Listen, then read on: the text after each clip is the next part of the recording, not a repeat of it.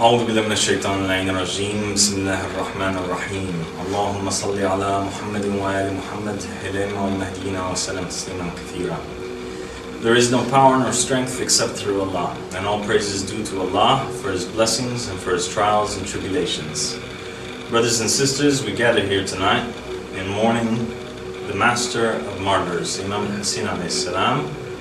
And we gather here tonight to remember the incident which took place on last Friday, the 16th of November 2012. The Egyptian National Security raided the private residence of the Ansar of Imam al-Mahdi alayhi salam in Egypt.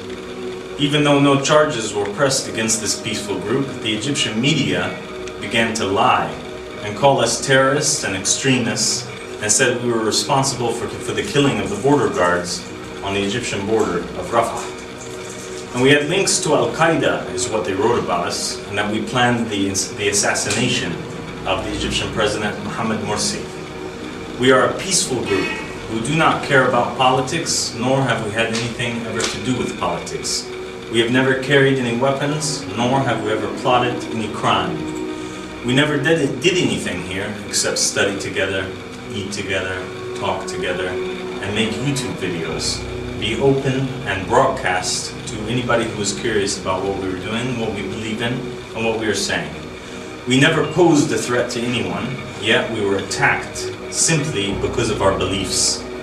Our belief in the prophets Elijah and Ezekiel and Solomon and David and Jeremiah. We were attacked because of our belief in the prophet Jesus and the teachings of Jesus and the teachings of the disciples of Jesus, his words of wisdom and comfort and peace. Our belief in Muhammad sallallahu alayhi wa alihi and Ali alayhi salam and the successors all the way down to Imam Ahmad al-Hassan alayhi salam.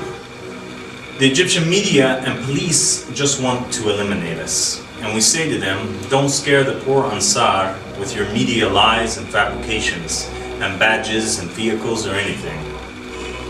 In Egypt, there is no tolerance of freedoms of faith, as we have learned, and belief and expression. In Egypt, it is known that the police strike you and bust you upside your head and then accuse you of attacking them. Every case of police brutality against a religious minority follows the same pattern. Every case of Egyptian media lies against a religious minority follows the same pattern.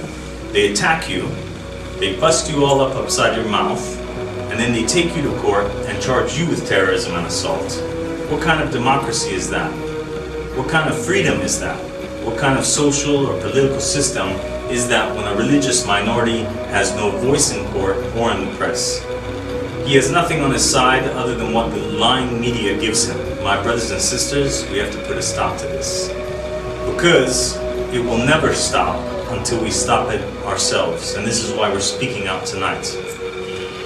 They attack the victim, then the criminal who attacks the victim accuses the victim of attacking him.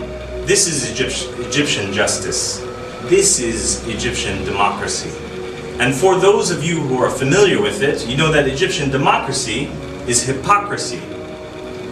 Now, if I'm wrong, put me in jail. But if you can't prove that this democracy is not hypocrisy, then don't put your hands on me.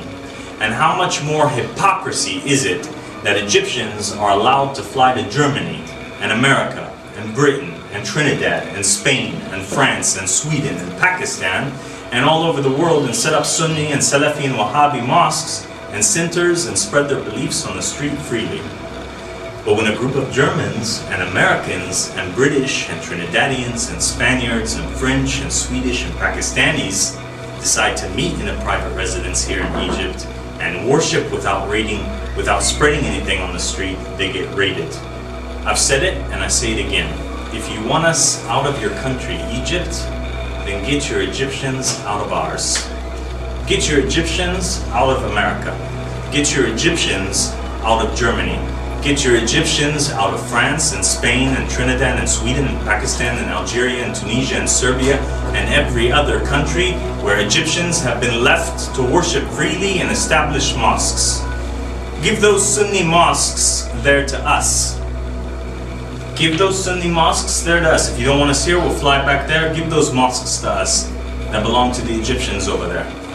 And we will worship as foreign Muslims in our own lands, the way that we see fit, under the leadership of the Imam of the time, Ahmed al-Hassan alayhi salam, without fear of someone coming in to attack us or the media lying to slander us.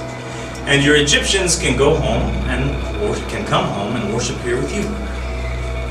This is your country, fine. But that is our country. And if we can't be here, then by God, they shouldn't be allowed to be there. If the so-called Shia in Egypt were truly Egyptian citizens, we wouldn't have a sectarian problem. If the Egyptian constitution was authentic, we wouldn't have a sectarian problem. If the Egyptian journalists and media were authentic, we would not have a sectarian problem. If the new and free Egypt was authentic, we would not have a sectarian problem. But you have to see that all of this is hypocrisy. These Wahhabi leaders are running around telling the Egyptian media that everything is all right, that they got everything under control, that everything Ahmed al-Hassan alayhi salam teaches is false.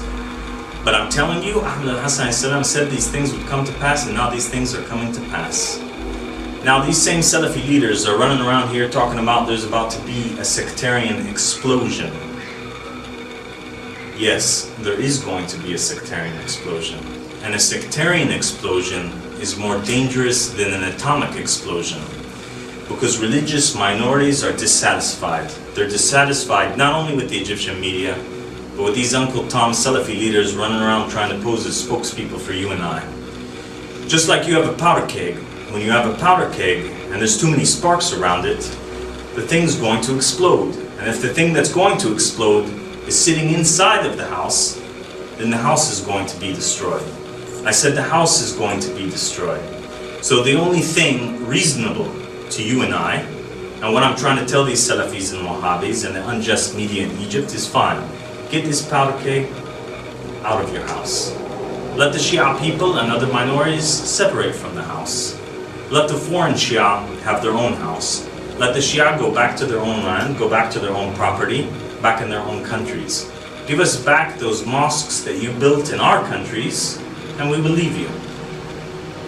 I'm trying to tell the Salafi and Wahhabi that this thing, this explosion, is going to bring down this house. This is what I'm trying to tell him, and more importantly, I'm trying to tell him that if he doesn't do something about it, it's going to explode any day now. I'm just here to tell you, I'm going to make it very short. I'm going to tell you about the greatest solution. The greatest solution is the only solution for peace in this country. The solution is the only solution for you and I, and it's the solution and the only solution for the Salafi and the Wahhabis and the media here. Either allow us to worship freely in this country, or complete separation between the country of Egypt and all of our countries.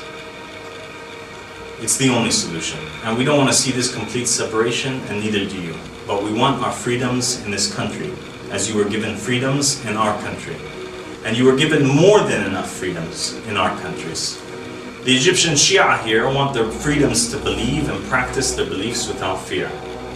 We want the whole world to know that we are not terrorists. We are peaceful people from different parts of the world who share a common creed and faith. We want the whole world to know how we were raided for nothing, and how the Egyptian media called us terrorists and murderers and killers. We want the whole world to know that we are in danger here from the threats of these Salafis and Wahhabis, and we will never shut up or go away even if they kill us. And if they kill us, and you see images of us covered in blood all over the news, then know that you have been told beforehand that this would happen. Know that if this happens, or if one hair is touched on the head of any one of the Ansar of Imam al-Mahdi alayhi salam, you shall fast the wrath of Allah subhanahu wa ta'ala, and you shall receive the punishment and great humiliation of this world and the next.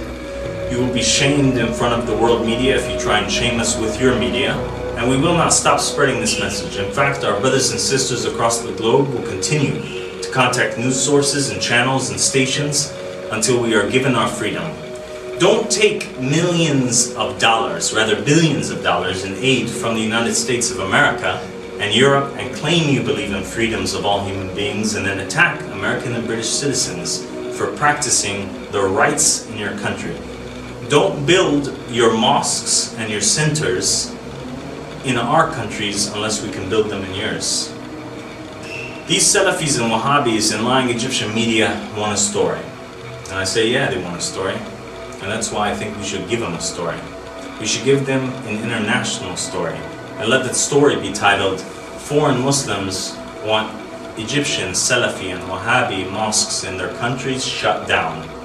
Let the story be, Egypt oppresses and does not allow freedom of religion. Let the story be, Egyptian police and media scare away American tourists while taking billions of dollars in aid from the United States. Let the story be about the Salafi Wahhabi Saudi control of the Egyptian press. Let the story be about how Egyptian media lies so much that they can't even keep their story straight. Freedom of religion is a basic human right for all human beings. اللهم صل على محمد وآل محمد الإمام والمهديين وسلم تسليما كثيرا. اللهم صل على محمد وآل محمد الأئمة والمهديين وسلم تسليما كثيرا.